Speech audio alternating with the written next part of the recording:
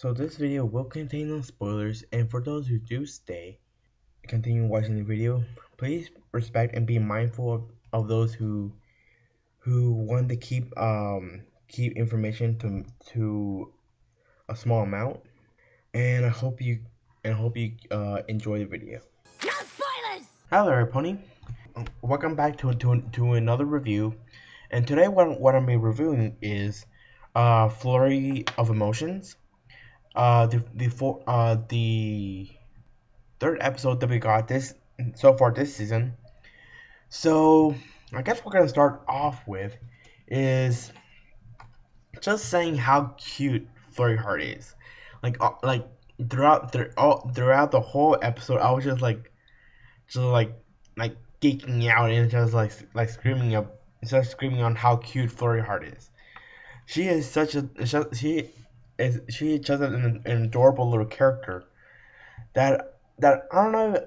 I'm not sure if everybody likes her, but I totally like her. Just Flora was just so adorable, just really adorable, and whenever we get a chance of seeing Flora Heart, and never to disappoint me when it comes to being cute, just being adorable. So despite it being the episode being cute, it was kind of predictable throughout the whole episode actually. Cause right in the beginning where Twyla was saying that she had to get books, read them and read them to some kids at hospital and get them snacks and all. It was that automatically tells us that something is gonna get her in her way, not being able to do her task or keep keep throughout on schedule. And as soon as she mentions the schedule and hoping that, and for Spike telling hoping that the plan schedule does go according to plan, that Flurry Heart and well, not just Flurry Heart but also Shining Armor and Cadence come in and ask Twilight for like babysitting. And from that moment on, it was kind of like, yeah, we kind of know what's gonna happen. We know what's gonna happen. That she's gonna fall behind on schedule. She's gonna be late. Flurry Heart might get into trouble a little bit, and things like that. And obviously that did happen throughout the episode. And we're probably someone was probably predicted that like towards the end that Florida will be in like so much trouble and Twilight getting mad over her or something like that. And obviously it happened or something.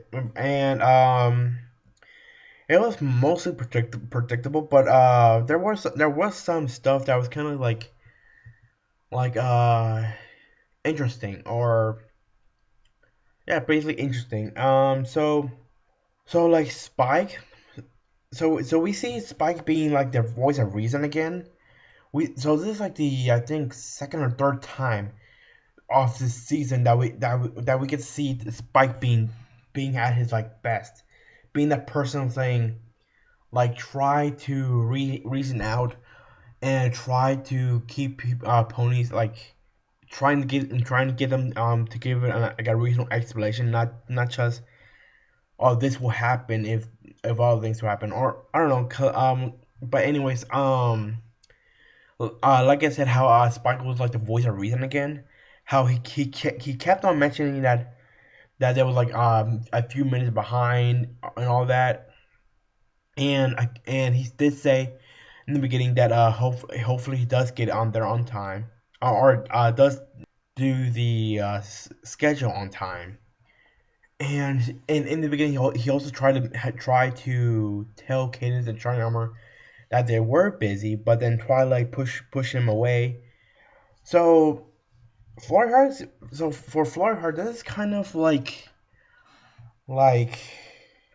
almost wow, to to figure out that how much Florrie Hart actually knows about magic, or not knows, but like her her magic spells are, as Twilight mentioned, that her magic spells are really high advanced comparison to, like, I guess, normal unicorns.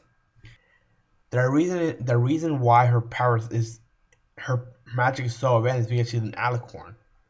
And alicorn, as we know, holds a whole lot of power, and whole lot of power in magic. I mean, and we know that because in season 4 finale, we got to see like a giant, massive ball of magic, and it was sucked into. I mean, it was absorbed into Twilight. And yeah, it still amazes me how much like magic ability that Florrie Harts has. Almost like maybe more magic more magic ability than Twilight. That, or even mix, even comparison to all the to all four of the princes of Equestria. She might have more magic than them. But I mean, I think seeing Florida having this much magic in her, or learning this amount of like high advanced magic spells aren't isn't that too abnormal, I think, because there's been two other moments where magic is so advanced onto Philly, where like Phyllis knows so high magic spells that it's kind of like uncontrollable.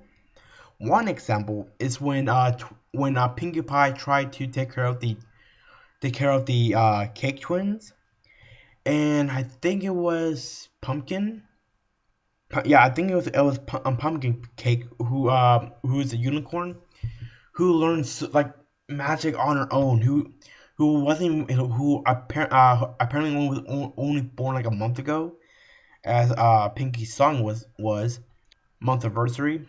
And I'm not sure if you guys remember, but like Pumpkin was able to levitate her own self, and what's more impressive was that she was able to go through the crib, was able to produce was it transparency spells, or like a walk through wall spell, or some there's a name for those kind of spells. I just can't remember.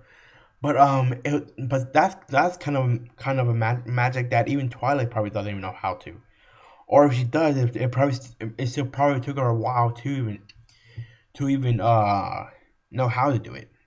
And then there was a second moment where actually Twilight has so much power that even she couldn't control.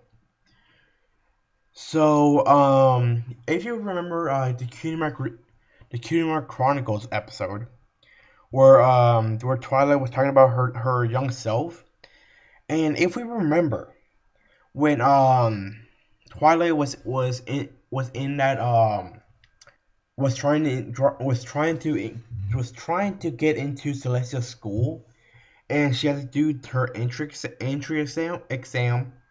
And when the Sonic Rainbow occurred, she she somehow a burst of magic just came out of nowhere out of her, and from that magic burst, she was able to levitate herself with a giant aura of magic, turning her parents into plants, levitating and floating 6 different ponies, and was able to grow Spike into a full grown dragon, and then back. Now that says something about fillies, and, well, basically baby unicorns or baby alicorns. How maybe baby ponies or fillies aren't, and with having such a uh, broad magic talent, or magic capacity, that maybe this isn't as abnormal as we think it is. As I mean, as pretty much what Rarity and Twilight mentioned before, how baby unicorns, or in this case, baby alicorns that have that can release bursts of magic that come and go. And I think that was that kind of warning where apparently Floydheart was has this so much amount of magic ability that she's able to produce these kind of high end spells. And then and also for this episode, I kind of liked how so Shining Armor and Cadence was in that art gallery, and every single thing was kind of like reminding them of their Flurry Heart, and it was that moment of like not knowing what you have until it's gone, and apparently that they didn't realize how like even though they all the mess that Flurry Heart does, throwing peas everywhere, her magic burst of energy all the time, doing like high level spells that despite all of that they still like love her. They no matter what, they love her, they adore her. And that's something I kind of appreciate that. Yes, she may be out of control, but I mean that's part of her. That's something that's what she is. That's who she is. And I kind of like that how that yes she may be crazy, but that's really hard for you. And showing that they miss her just means that her craziness it won't just will never be a thing that'll split them apart. So I think there's one more thing I think I can mention is that like how Spike like like out of everything that just happened, how come they just didn't decide to like just let Spike do all the errands, like get the treats, get the snacks, and get the books and read to the Phillies, and for Twilight and Fleur to play. I'm pretty sure it could have been solved so much easier if and it probably would have been like no stress whatsoever if like Spike would just went on and did the errands on his own instead of like Twilight being there, or vice versa.